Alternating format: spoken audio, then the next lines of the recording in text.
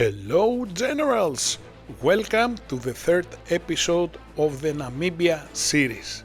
We are on day 3 of this game and we still have the cat and mouse thing going on between Namibia and South Africa.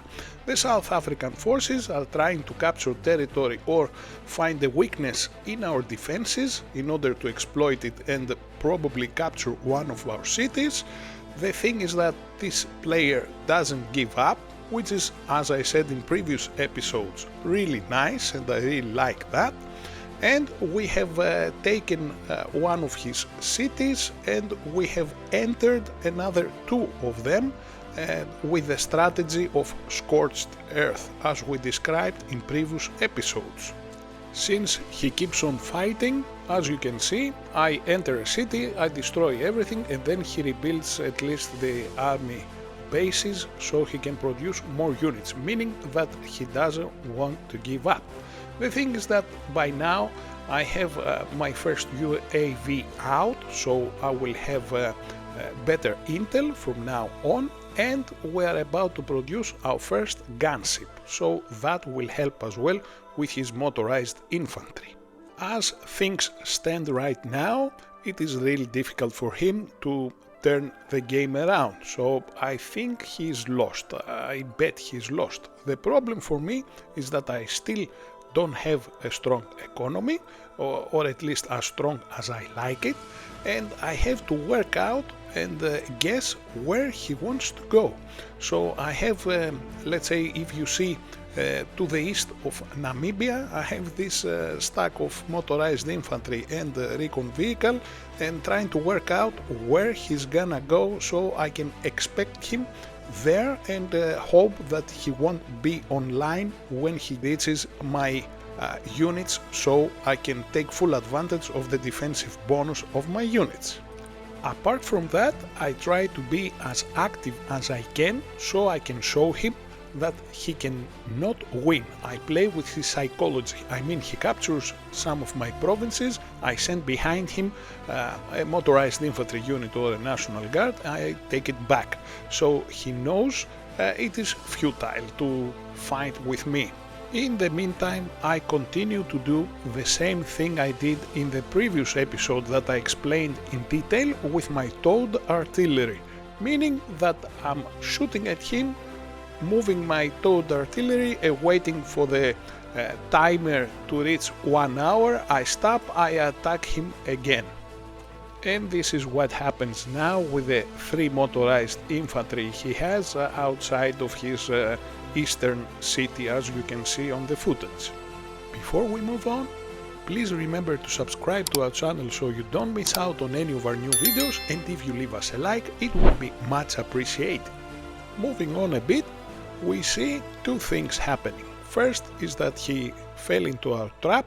I was expecting his recon vehicle with my stack of motorized infantry and friendly recon vehicle, so I take full advantage of the defensive bonus the game gives to my units. And the second is the value of the UAV. As you can see, my towed artillery is after the stack of 3 motorized infantry he had attacking just a while ago. But I'm moving my UAV ahead to trace and find his units, and then I realize he set up a trap for me, and he had his towed artillery placed in the center of a province waiting for my units to enter his range and attack me. But of course this didn't work out for him because I had the UAV. This is the importance of scouting. By now we have our first gunship, so we have more options. So I'm attacking the towed artillery with my fighter jet, since it doesn't have any defensive attributes, the towed artillery against planes, and I'm using my gunship against the motorized infantry. And basically this is the last, let's say, major issue with South Africa. From this point on, I feel confident that South Africa is finished, and since I'm producing my second gunship, I will have even more strong weapons. So I start considering diplomacy, which is a really important part of this game, as it is a strategy game. South Africa is a matter of time before I clear everything, and I look first at his allies, Ethiopia, Kenya and Congo, which don't seem to be active, and then I start looking at the other coalitions like the European coalition. I mean, it is the UK, Germany, Sweden and other countries, and I start thinking about my next moves. So by now I'm desperately looking for an ally or some allies. I've created a new coalition which I'm alone in it. I have no members in it, and I'm looking at the ranks and I see that Chad is doing well. So I reach out to Chad, and it takes a lot of time for me to convince him to come to my coalition. By now we have reached day 5 and I'm 6th in the country ranks, and as the day progresses I'm even higher. So while the diplomacy is going on, I have to start attacking another country, and I decide that country will be Angola. And I do this because it is extra pressure, let's say, to Chad to come with me. I have to show him that soon I will be at his border, so he has to decide either to come with me or to find me. So since he's not in a coalition, I hope he will accept, let's say, the offer and feel the pressure. Meanwhile, the European coalition seems to be active and really active. So the UK conquered the whole of France, and this is something that starts to worry me because the Europeans usually go south to Africa. Finally, after a lot of diplomacy and many messages from my side and arguments to Chad for him to join my coalition, he accepted, so we're now two of us in the same coalition.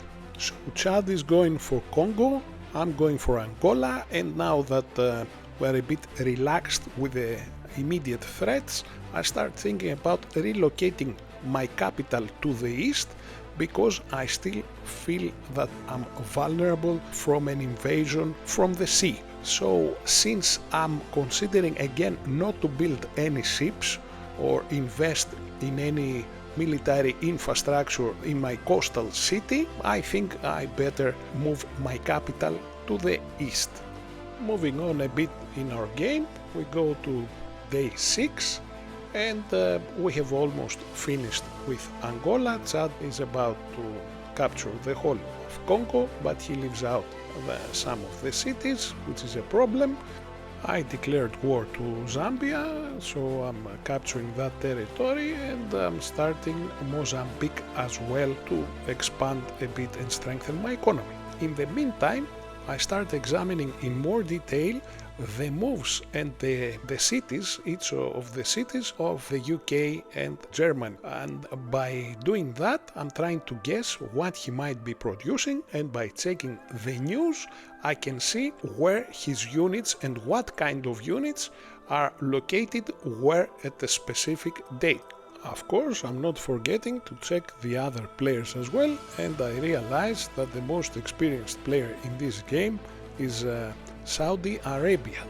Up to this day in the game he did not show that much activity, so I guess he's not active, but after checking his cities I can see that he invested a lot in his city's infrastructure, and he expanded south. So since I will sooner or later go for Ethiopia, I have to keep an eye on him as well.